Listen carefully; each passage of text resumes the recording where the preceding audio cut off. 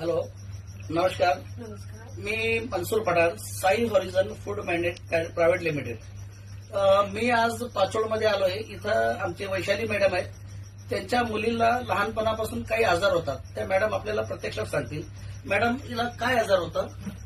तिला सीपी म्हणजे सेरेब्रल पॅलसी बरं. हा आजार होता. म्हणजे जन्मतः तिचं वजन कमी असल्या कारणानं जे मेंदूचा जो भाग आहे त्याच्यामध्ये जी पायाची वेण असते ती वेणच तयार नव्हती.